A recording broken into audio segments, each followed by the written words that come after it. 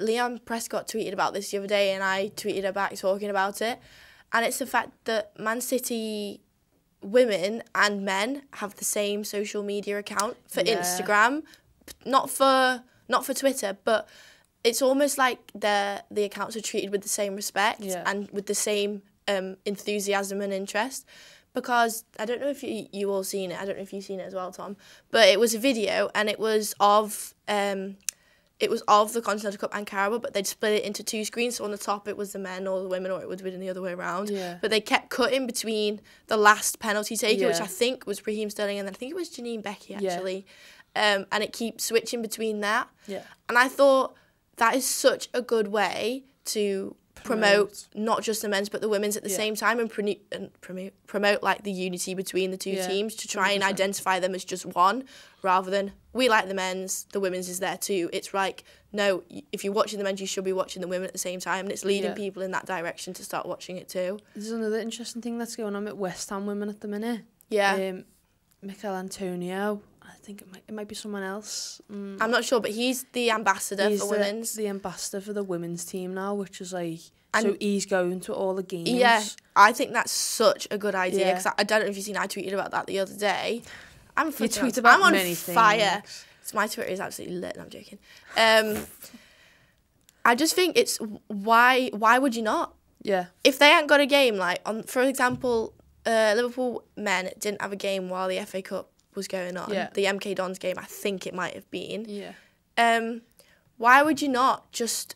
We have the lowest percentage of ticket sales. Like I sent you this the other day. The lowest percentage, I think it was something like 2 or 3%. Yeah. In the whole of the league, Chelsea are at the top with something like 33, and then I think it's City on 26. I need you to send me that link, by the way. I will. Something like that, and we have the lowest percentage of ticket sales and the lowest number of fans that come out. Yeah. Even places like Yeovil, Bristol City have more than do, and in the grand scheme of things, Liverpool is a bigger club than both of those probably put together. Yeah. So it just baffles me in the fact that there are so many things that we could be doing to help that go up. For example, you send a first-team player. Imagine Mo Salah rocking up to the women's Not game. even that. Someone like Jordan Henderson, the captain, going down and just showing some support and showing that it's worth taking an interest in. Yeah. If they've not got anything else to do and they don't have a game, like I don't see why you wouldn't. And I proper credit Mikel Antonio, how do you pronounce his name? Yeah. For actually getting involved, because they're not only thinking about football, they're thinking about if they have a daughter, like you want them. If you are a footballer and you have a child, you're going to want your child to play football. You have a child. Do you know what I mean? You're going to want your child to play football. Yeah. So by him doing that, that's saying I'm going to make an effort. So when it comes to the day where my daughter wants to get involved with football, the opportunities are going to be there, and it's not. The opportunities are going to be bigger as well. Exactly. Like I can only see it growing. I don't think it'll ever reach the same amount of coverage or whatever, but I do think it's growing. Yeah. And it will for a few more years now. But I think that's such a good idea that you get first team players who have such a big following and things like that go into games like that, because I think West Ham have got a lot of support. A lot of people go and watch their games, even though they're in WSL 1 for this season at the moment. I think that's been a massive factor for them, because they were in the lower leagues last season. Yeah. And like an influx of money and stuff like that has really helped them out, and it's definitely made it more appealing for fans to go and watch their team. Yeah, they do things like family days out and stuff like that. I don't know if you've seen it, but on BBC, on iPlayer, West Ham are doing a series, and it's like it's the youngest women's. It's that is his name David Gold, who owns West Ham? Is that his name? What's the name Isn't of the player who owns West Ham? Something Gold. His last name's Gold anyway, but it's his son. That's chairman. Is chairman of the women's team, and he's only like 18, 19. I'm not sure, but he's so young. He's at your age. Yeah, the thing about that, I love watching it because it gives me an insight into what goes on behind the scenes.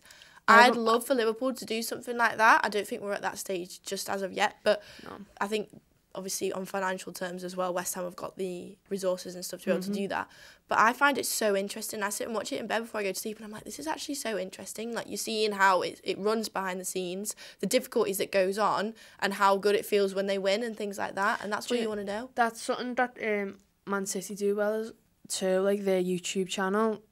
They have so many behind the scenes videos of training and stuff like that. Like it's amazing. I enjoy watching things like that as well. And I really wish that we did something like that, because it'd give fans more insight into how the club works. Also, just like that more of a connection.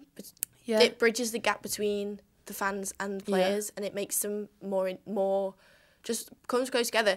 For example, like, how many times do we say, if we seen one of the Liverpool women put something on Instagram and we're like, oh, they've done this, done that. Yeah. It makes you feel more connected to them, to add them as actual people rather than just people that you see and support in a team of football sort of thing. Yeah. So I think it's a big thing. The social media of teams is such a big thing. On Twitter, they're so active as well. Like, you know, we've been, like, when we've tweeted our thing and stuff like that, like, it was Vicky Jepson's birthday the other day and she tweeted us back. Yeah. And like it's just things like that. Like if I tweeted Mo Salah now, he wouldn't even see it. But like, or Jurgen Klopp for that matter, we're talking about the same level of management, just in a women's and a man's team. Yeah, exactly. It's crazy. Does my head in. I'm joking. Rant over.